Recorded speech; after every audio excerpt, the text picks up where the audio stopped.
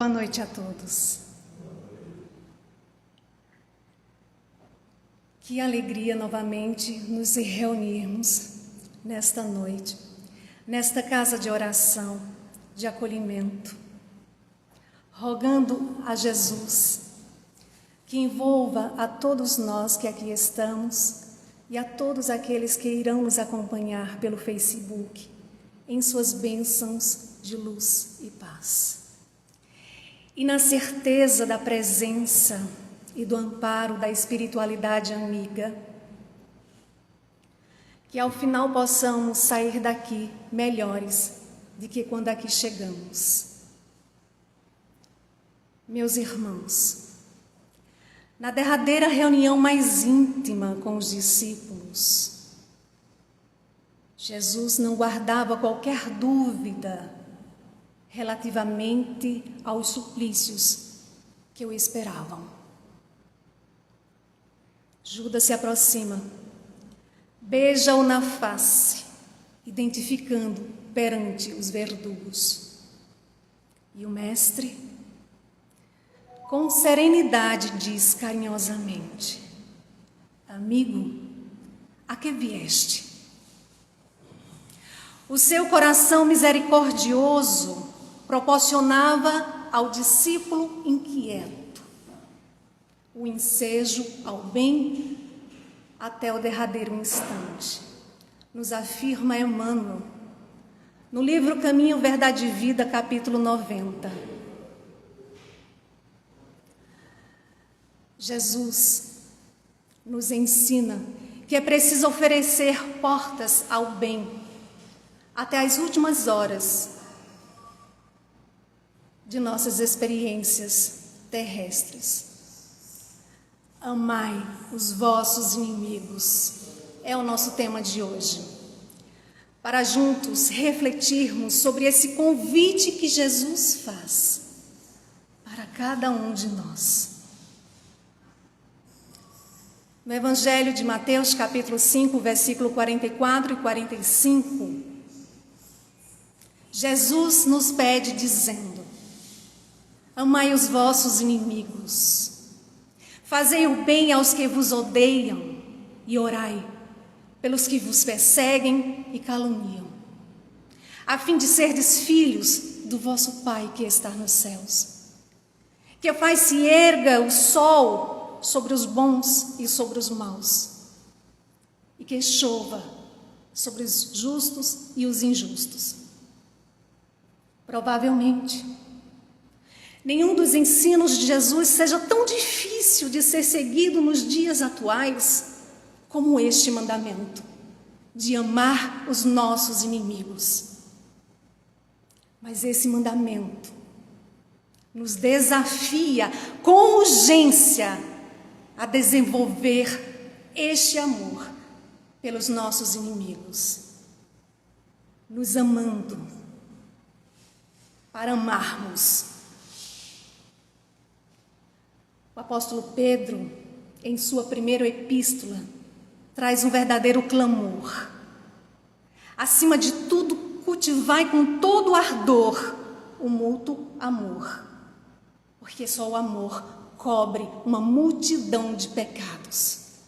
Significa dizer que podemos alterar o mapa da nossa vida, ajudando, amparando, amando, fazendo bem. Divaldo Franco resumiu em uma pequena frase muito conhecida: o bem que fazemos elimina o mal que fizemos. É a proposta de fazer sempre o bem e não o mal. Divaldo Franco narra uma história de guerra entre os turcos contra os armênios. Fato ocorrido por volta do ano de 1915. 2 anos de extrema crueldade. mais de 1.500 armênios foram assassinados. E havia uma aldeia que foi invadida por um grupo de soldados. E o chefe desse grupo, com um chicote na mão, arma na cintura, invade uma casa, onde ali tinha uma família, os pais e as duas filhas, uma de 12 anos e a outra de 15 anos. Sem a menor cerimônia, ele mata os pais. Pega a menina de 12 anos e a entrega aos soldados para que ela fosse violentada na rua, na praça. Ela foi estuprada até a morte. Depois ele pega aquele chefe, a menina de 15 anos, e a leva para a sua casa, onde tinha ali um bordel, onde tinha ali outras jovens escravas sexuais. Durante 2 anos, essa jovem ficou ali servindo a este homem, sendo cruelmente violentada. Mas ela consegue fugir com mais 2 jovens. Terminada a guerra, ela foge por volta dos anos 20. A Armênia estava completamente destruída. Então ela decide estudar. Ela passa por muitas humilhações. Depois ela viaja para a Turquia. Se matricula em uma escola de enfermagem e se torna uma enfermeira exemplar. Ela vai trabalhar no hospital de emergência em Istambul, se revelando uma extraordinária e hábil enfermeira. E o chefe de emergência daquele hospital vai até ela certo dia e diz que havia chegado um paciente que tinha sido jogado em um quarto, numa ala separada do hospital, e que ninguém queria tratar ele, porque ele havia desenvolvido uma certa dermatose ou purulência orgânica em que sua pele apodrecia e caía aos pedaços. Um mau cheiro terrível. Então ele perguntou a ela se ela seria capaz de cuidar, de tratar daquele homem. E ela disse que sim, porque ela havia se dedicado a salvar vidas. Ela havia se dedicado a colaborar em favor de vidas.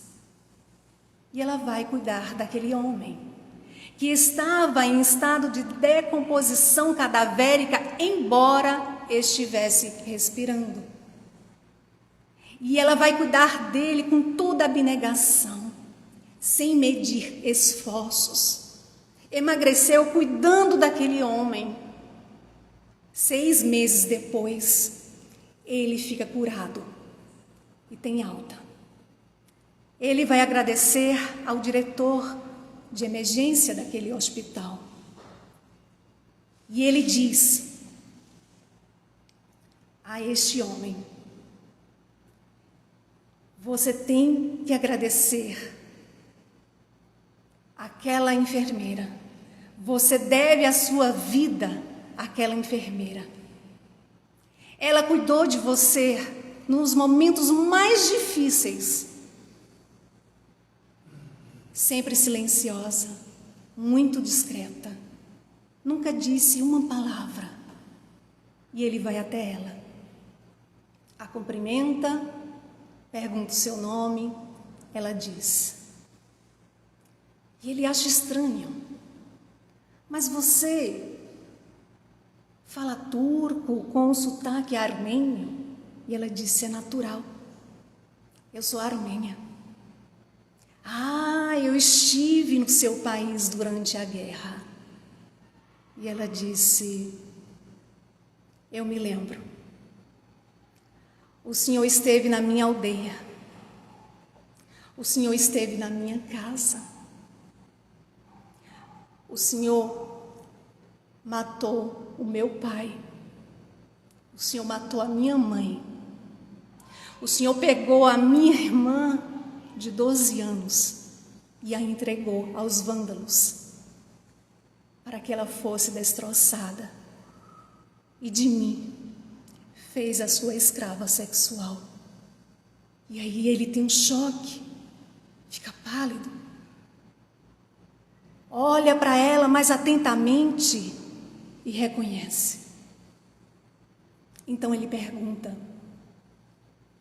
no primeiro momento que você me viu, você me reconheceu? E ela disse: sim, Senhor. A vítima sempre reconhece o algoz.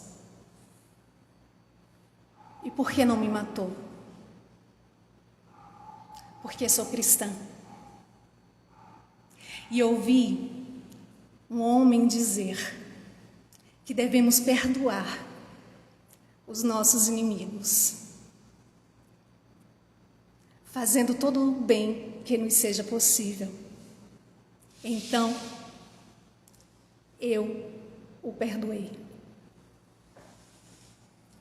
Allan Kardec, no Evangelho segundo o Espiritismo, capítulo 12, item 3, esclarece que amar os inimigos é socorrê-los, apresentando-se a ocasião. É retribuir o mal com o bem. E quem assim procede,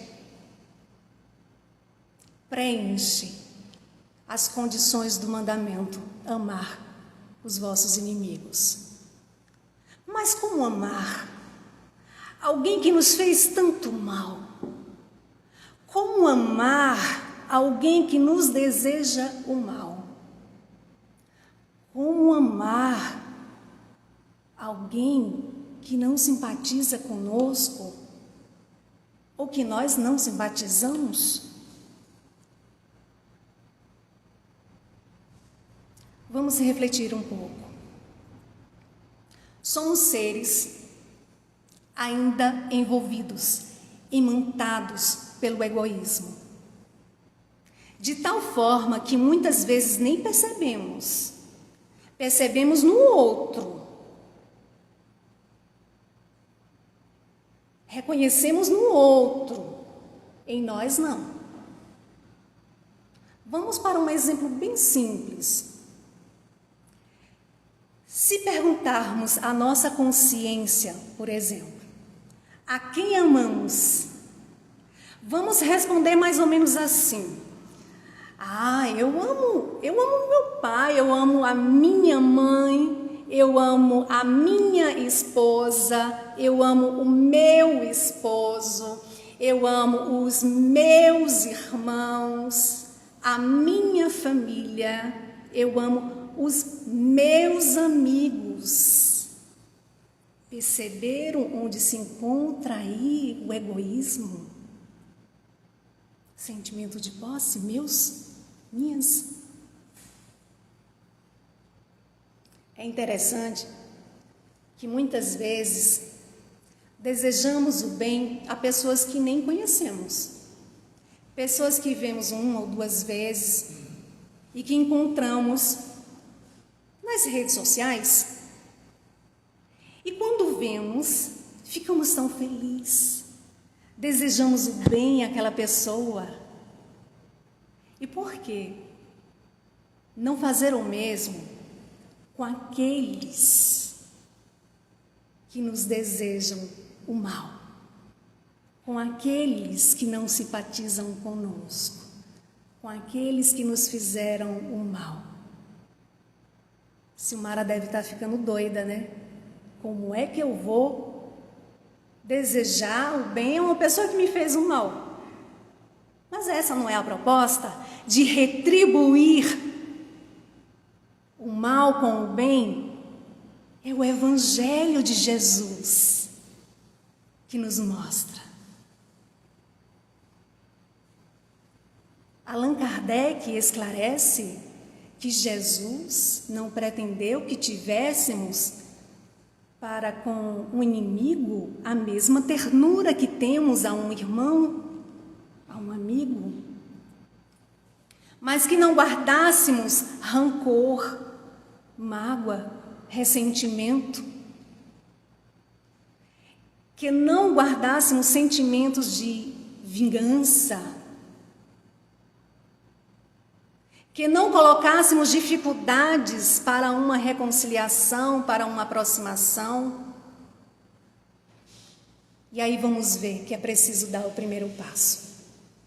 E qual seria esse primeiro passo?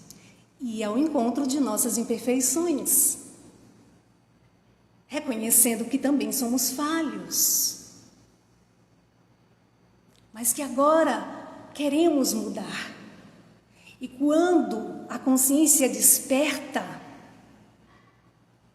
sentimos a vontade firme e sincera de ir em busca do conhecimento. E Emmanuel, em resposta da questão 230 do livro O Consolador, ele nos diz: o conhecimento é a porta amiga que nos conduz aos raciocínios mais puros. Por quê? Porque nos eleva a ter um novo ponto de vista sobre tudo que nos cerca, sobre as pessoas, sobre nós mesmos. Esses raciocínios mais puros nos leva a desenvolver um olhar espiritual que não julga, que não condena. E Emmanuel vai mais além, porque ele diz que para a reforma íntima definitiva é indispensável o golpe da ação própria. Então vemos aí que é um processo. Vamos ao encontro de nossas imperfeições, do nosso eu profundo, buscamos o conhecimento e partimos para a ação. Qual seria essa ação? Desenvolver o perdão em nós, para aprendermos a amar, sendo indulgente para com as imperfeições alheias, ampliando a nossa visão com relação à caridade, no sentido da palavra como entendia Jesus. Questão 886 de O Livro dos Espíritos. Benevolência para com todos, indulgência para com as imperfeições alheias, perdão das ofensas. Se nós não exercitamos ou não procuramos nos esforçar para exercitar a benevolência, fazendo o bem, desejando o bem, como é que vamos conseguir amar os inimigos?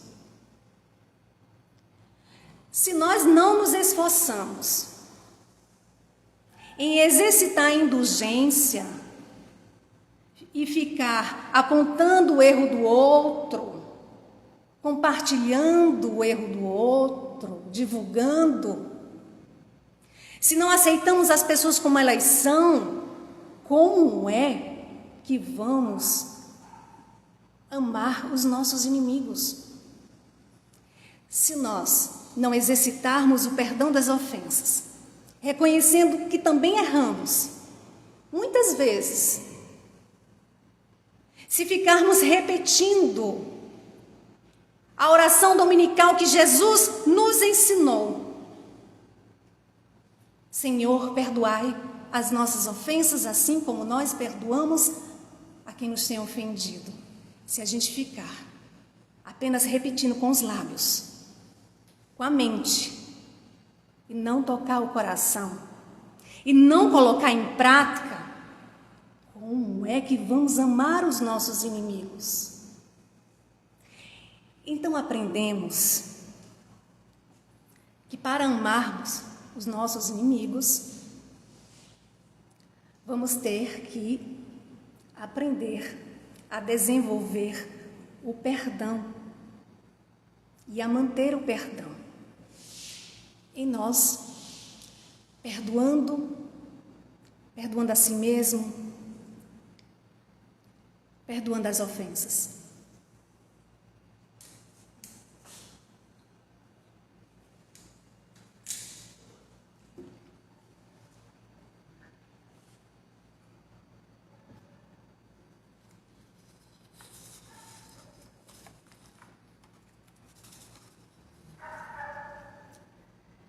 Então, mas eu perdoo, eu só não esqueço. Mas perdoar não é esquecer. Perdoar é quando eu lembro e aquilo não dói mais. Perdoar é quando lembramos e não sentimos mais a necessidade de ficar espalhando, comentando, remoendo coisas que aconteceram há semanas, há meses, há anos, há décadas. Por quê? Porque aprendemos que não somos vítimas. Temos um passado que vai se revelando no presente. E no passado, nós não sabemos o que fizemos. No passado, nós não sabemos quem errou primeiro. Então, a doutrina espírita nos ensina que o perdão nos liberta. À medida que vamos nos esforçando em corrigir os sentimentos doentios, negativos que carregamos em nós, vamos aprendendo a amar. E aí não nos sentiremos mais ofendidos. Vamos compreendendo que o outro já sofre a sua inferioridade. E por isso é que deseja o mal. E por isso é que faz o mal. Porque ainda não aprendeu a amar a si mesmo. Então, o Espiritismo nos ensina que é preciso nós termos um cuidado maior com as nossas atitudes, com as nossas escolhas, com o uso do nosso livre-arbítrio, procurando sempre fazer o melhor, trabalhar no bem, fazendo a nossa parte. Chico Xavier, certa vez estava com um grupo de amigos na cozinha da antiga comunhão espírita de Uberaba. E ali, em conversa com os amigos, fez algumas observações sobre algumas condutas. E terminada ali a reunião, cada um foi para a sua casa, passou um tempo. Ele percebeu que um deles não ia mais para o centro, não participava mais das reuniões. Então ele pensou, será que fulano está doente? Ou será que viajou? Procurou saber. E ficou sabendo que ele nem tinha viajado, nem estava doente. Então ele pensou, será que foi aquela conversa não intencional, não dirigida a ninguém? Ficou inquieto. Na primeira oportunidade que Emmanuel aparece, ele diz, irmão, fulano nunca mais apareceu na casa espírita, nunca mais apareceu nas reuniões. Sinto-lhe a irradiação mental negativa contra mim. O que devo fazer? E Emmanuel disse, procure-o e justifique-se. Se você acredita que por algum motivo ele tenha ficado magoado, peça-lhe desculpas. E assim Chico fez. Foi até a casa daquele homem que recebeu Chico friamente. Mandou Chico entrar, mas não mandou sentar. Então Chico disse: nota a sua ausência em nossa casa. E associou aquela conversa que tivemos na cozinha, lá da comunhão, entre amigos. Eu quero lhe dizer que de forma alguma eu estava dirigindo qualquer ofensa a você. Mas, se isso o sensibilizou negativamente, estou aqui para lhe pedir desculpas. Me desculpe. Ou melhor, perdoe-me, porque eu não tive a intenção de lhe magoar. E aí Chico diz assim: e agora que eu já falei tudo, quero lhe dar um abraço. Aí vai lá, dá um abraço nele, naquele homem que mais parecia uma geladeira de tão gelado. Chico solta, meio sem jeito, diz até logo. Ele diz: Chico Xavier,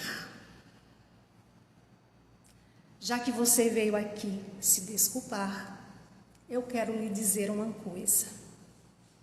Ou você realmente é muito humilde, ou é um grande hipócrita. Eu opto pela segunda opção. Muito obrigado. E Chico saiu dali choroso, inconformado, na condição de se sentir humilhado, de se sentir ofendido. Foi para casa todo triste. E quando chegou em casa, quem estava esperando por ele? Emmanuel, que logo perguntou: por que a tristeza? Por causa do irmão. E o que é que você tem a ver com isso, Chico? Isso é o que ele pensa de você, mas você não pode mudar o pensamento de ninguém. Você é hipócrita? E Chico disse: não, senhor. Então vamos ao trabalho. E não dê mais importância à opinião de outrem. E Chico foi ao trabalho. Desencarnou aos 92 anos de idade. Amado por muitos e detestado por outros. Então, os maus dos outros não nos pode fazer mal.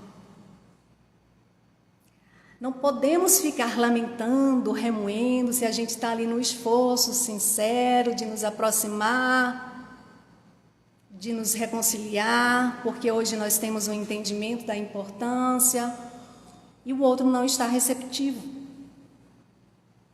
Temos que respeitar o tempo de cada um, o livre-arbítrio de cada um, ter compaixão, orar para que seja tocado em seu coração, despertado para o sentimento do perdão. Perdão que liberta das algemas de sentimentos doentios. Ah, mas fulano me olhou com cara feia, e daí? Vamos retribuir com um sorriso e lembrar do conselho amigo que Emmanuel deu a Chico. Vamos ao trabalho de nossa reforma íntima, ao trabalho do bem, para o bem e pelo bem de todos. Os espíritos amigos lembram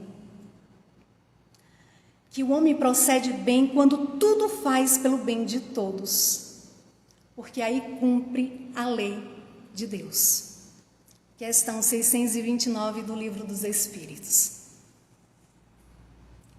Na mensagem titulada Convite ao Bem, do livro Pão Nosso, inicia-se com a passagem que está em Lucas, capítulo 14, versículo 10, quando Jesus diz: mas quando fores chamados, vai. Emmanuel esclarece que no Evangelho de Jesus o convite ao bem reveste-se de claridades eternas. Que se aceitarmos esse convite, poderemos ir ao encontro de nosso Pai sem hesitações, sem dúvidas. Ele também nos orienta para não esperarmos o aguilhão da necessidade, porque é preciso que nós aproveitemos o tempo de hoje, a existência da qual nós nos encontramos, a entender a importância do perdão em nós, para aprendermos a amar, para fazer o bem. Quantas vezes ouvimos: estamos no mundo de provas e expiações, estamos numa grande escola, onde todos somos aprendizes. Quantas vezes não ouvimos isso? Só que o Evangelho de Jesus nos convida a sentir que estamos numa grande escola, que somos todos aprendizes, que estamos aqui para corrigir erros que cometemos em existências passadas, na existência presente, frutos de nossas escolhas equivocadas, mas que agora, com a luz da doutrina espírita, temos a oportunidade de viver de uma forma mais harmonizada. E para isso, precisamos das provas, dos testes, para passar de ano nessa escola, para evoluirmos. Complicamos muito a nossa existência, mas Jesus simplificou, dizendo: amarás a Deus sobre todas as coisas e ao próximo como a ti mesmo. Só que Jesus sabia o quanto ainda somos apegados ao egoísmo, à vaidade. Então ele fez outro e disse: um novo mandamento vos dou, que vos ameis uns aos outros como eu vos amei. João, capítulo 13, versículo 34. E Emmanuel, no livro Caminho, Verdade e Vida, capítulo 179, o mandamento, esclarece que o primeiro institui um dever: o aprendiz amará o próximo como a si mesmo. Jesus engrandeceu a fórmula, criando um novo mandamento, recomendando que amássemos uns aos outros como Ele nos amou, como Ele nos ama, assegurando o regime da verdadeira solidariedade. No extraordinário livro Paulo e Estevão, Emmanuel narra o momento em que Estevão estava prestes a morrer. Capítulo 8. E ele ali, após ser apedrejado a mando de Saulo de Tarso, estava diante de sua irmã Abigail e do Saulo de Tarso. Abigail apresenta Saulo de Tarso como seu noivo. Saulo não sabia que Estevão, o seu inimigo, era irmão de Abigail. Porque ele sabia que o nome do irmão de Abigail era Gesiel e não Estevão. Gesiel estava ali. Ele precisou adotar esse nome. E ali, diante de Saulo, Abigail apresenta ele ao seu irmão como seu noivo. Estevão contempla-o sem ódio e diz: Cristo os abençoe. Saulo deve ser bom e generoso, diz Estevão. Defendeu Moisés até o fim. Imagina, minha irmã, quando ele a conhecer a Jesus, servi-lo-á com o mesmo fervor, ser para ele a companheira amável e fiel. Estevão poderia ter se revoltado por estar ali, pagando por algo que não fez. Mas ele decidiu ser a luz que combate a treva, nos mostrando que só se combate a treva com a luz, nos mostrando que só se combate o mal com o bem.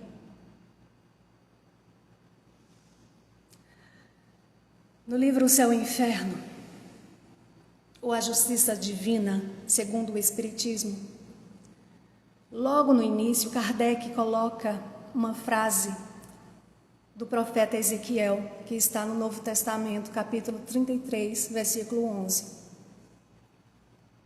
Deus não quer a morte do ímpio.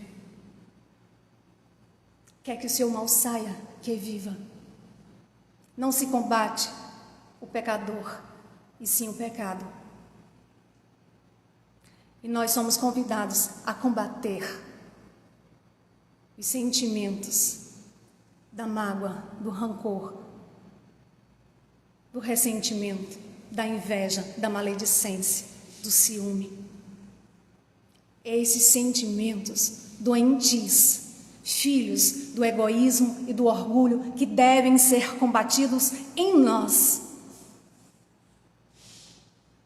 transformando, reformando, para que eles possam ser transformados em amor. Amor sem colocar condições, porque geralmente queremos amar colocando condições. Só que no trabalho com Jesus não podemos amar mais ou menos. Não podemos perdoar mais ou menos. Não podemos ser mais ou menos. Porque se insistirmos em sermos mais ou menos cristãos, estaremos distanciados do discipulado com Jesus. Allan Kardec, ainda no capítulo 12, item 4, traz uma reflexão para nós, dizendo: para o espírita, muito diversa é a maneira de ver, porque suas vistas se lançam sobre o passado e sobre o futuro, entre os quais a existência presente não passa de um simples ponto. Ele nos leva a refletir para que nós possamos sair do comodismo, de ficar ali acreditando que na próxima encarnação eu me esforço mais. Não dá para ficar ali. Se dizemos ser espíritas, não podemos negar que temos um passado, porque na existência da qual nós nos encontramos, nos reunimos com pessoas que prejudicamos, que fomos prejudicados, inimigos do passado que hoje estão entre nós, na nossa família, na casa espírita, no trabalho, onde cruzamos aí o caminho. Ter a consciência de um passado de erros e de um futuro promissor a depender das nossas atitudes atuais. É tão bom quando a gente escuta alguém dizer assim: eu estou torcendo tanto por você, eu desejo tanto o seu bem, olha, eu estou orando por você. Mas podem ter certeza, o melhor, aquele que faz o coração assim, balançar de emoção, é aquele que faz. Aquele que oferece ao outro o desejo do bem. Aquele que ora pelo outro com o coração. A sensação é muito melhor. Jesus pede para orarmos pelos que nos perseguem e caluniam. No livro O Intérprete de Deus, Jesus, o arquétipo humano, ou seja, o modelo humano, o autor Adenauer Novaes diz: orar para aqueles que nos perseguem é vivenciar a consciência de que todos somos irmãos e que devemos nos solidarizar uns com os outros, amar os inimigos é respeitar as suas limitações. Amar um inimigo é a humildade de quem reconhece a sua própria inferioridade. Que Deus, o nosso Pai, possa nos fortalecer e que possamos nós nos sentirmos mais dispostos para o trabalho do bem, começando a modificar aquilo que está dentro de nós. Que Jesus abençoe a todos. Muita paz, muito obrigada.